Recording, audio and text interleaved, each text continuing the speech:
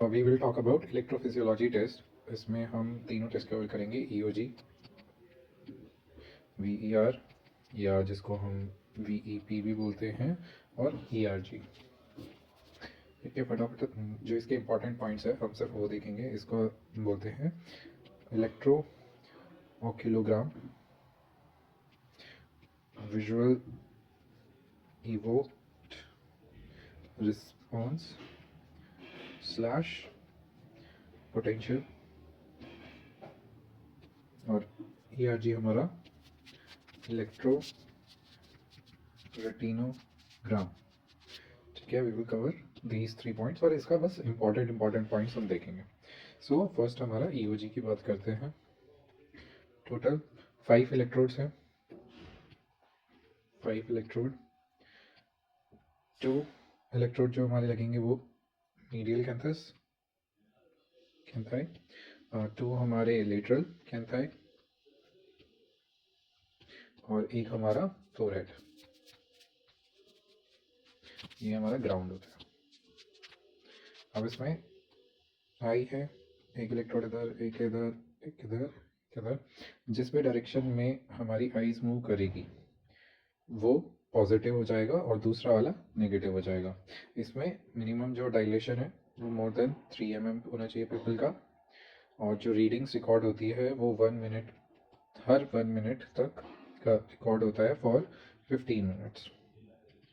ठीक है, इसका अगर हम बात करें सो इसमें एक आर्डन रेशियो है जिसके बेसिस पे रिजल्ट निकलता है, which is the ratio of maximum height of light peak, कि लाइट में कितना मैक्सिमम हाइट गया, divided by maximum height of dark peak. Dark peak का कितना गया, एंड इनटू में 100।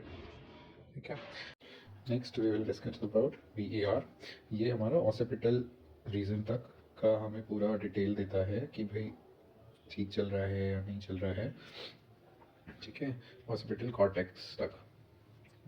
इसमें हमारे 2 तरीके का आएगा, पैटर्न और फ्लैश।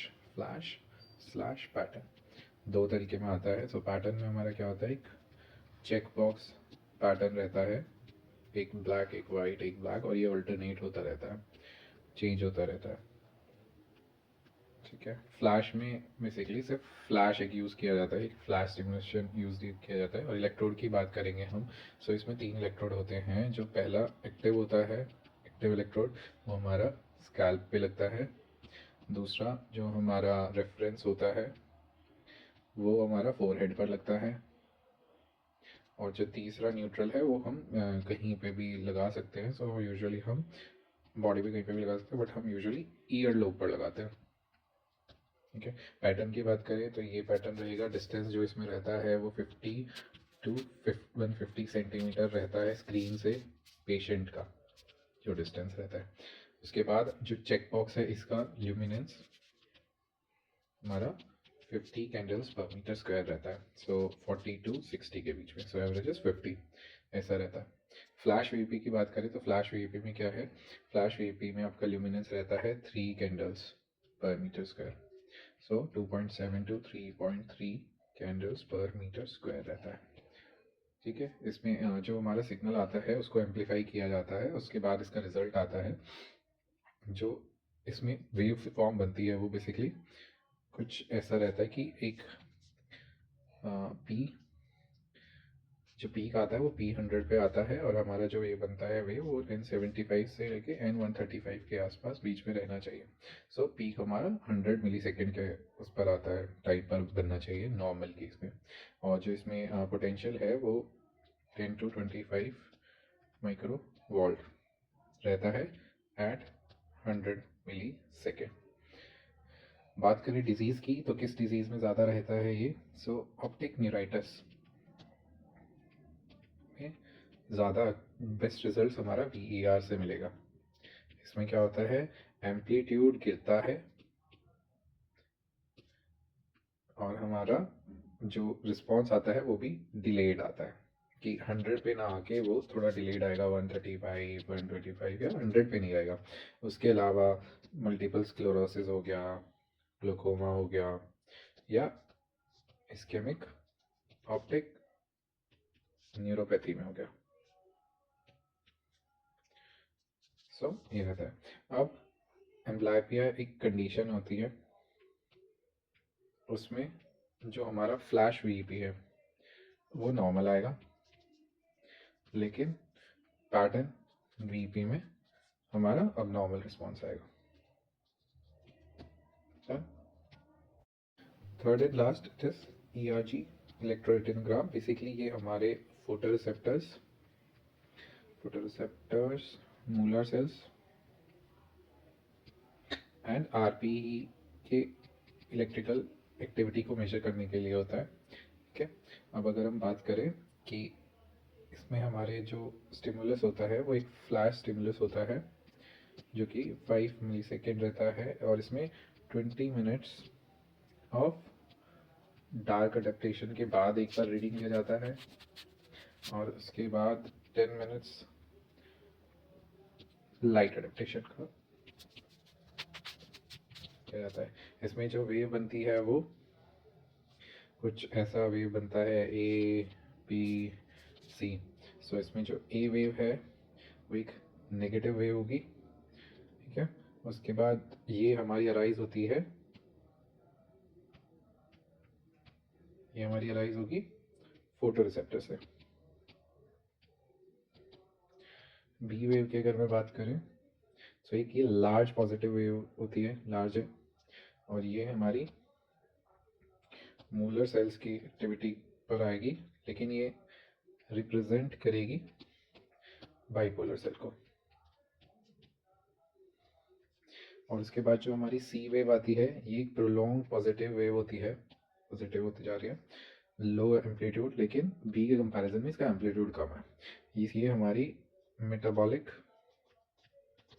एक्टिविटी ऑफ RPE को रिप्रेजेंट करती है, और इससे रोड्स सिग्नल के लिए है, बस ये रोड्स के लिए, कोन्स के लिए नहीं है। ये जो हमारा कोन्स होते हैं,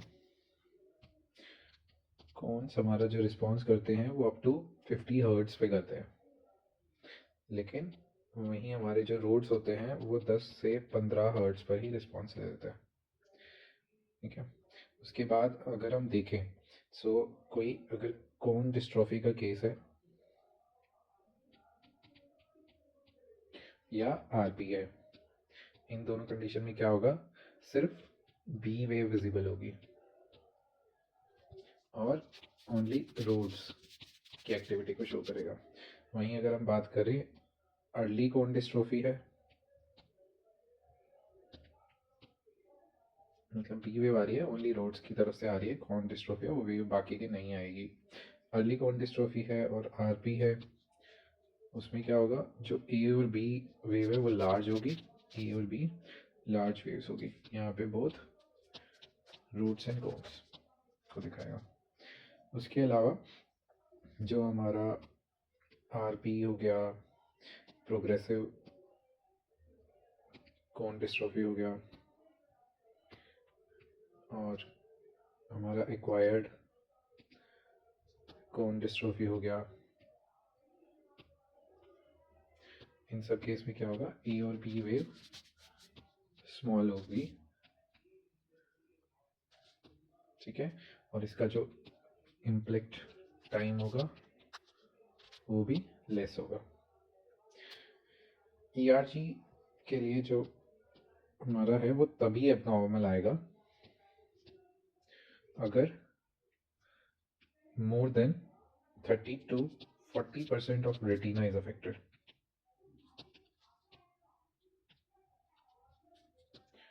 More than 30 to 40% of retina is affected तभी आएगा।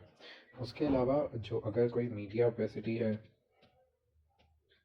या प्यूपिल्स डायलेट नहीं हुआ है, नॉन डायलेटिंग प्यूपिल है, निस्टैग्मस है, इन सब से भी एबनॉर्मल VP आ सकता है, एबनॉर्मल ERG आ सकता है, सॉरी, ये भी हो गया। अब सिर्फ थोड़ा सा देखते हैं कि किस डिजीज़ में कौन सा टेस्ट ज़्यादा बेटर है। सो सबसे पहले अगर हम ERG की बात करें, सो उसमें मैक्यूलोपैथीज जो भी होती है हमारी, ग्लूकोमा हो गया, diabetes, diabetic retinopathy, RP, ARMD, स्टारग्रेड, कोन डिस्ट्रॉफी और सेंट्रल सीरस रेटिनोपैथी, ये हो गया। उसके बाद हमारा EOG की अगर हम बात करें, सो EOG में Best disease, Best dystrophy, butterfly pattern dystrophy, butterfly pattern dystrophy, chloroquine toxicity, chloroquine toxicity और स्टारगर्ड्स। इसके अलावा हमारा जो VEP है उसमें optic neuritis, multiple sclerosis, cortical blindness, amblyopia and glaucoma. So ये एक ओवरव्यू है हमारा इलेक्ट्रोफिजियोलॉजिकल टेस्ट का। So most of the question ऐसा आएगा कि किस डिजीज़ के लिए कौन सा टेस्ट अच्छा है। सो बेस्ट डिजीज़ के लिए जैसे इंपॉर्टेंट है, या हमारा कॉन डिस्ट्रॉफी हो गया, मल्टीपल स्क्लेरोसिस हो गया, कॉर्टिकल ब्लाइंडनेस हो गया, एम्ब्लायपिया हो गया। सो ऐसे करके क्वेश्चन आ सकता है कि किस डिजीज़ में कौन सा टेस्ट बेटर रिजल्ट देगा। सो यहाँ से आप उस चीज़ को रिवाइज कर सकते हैं।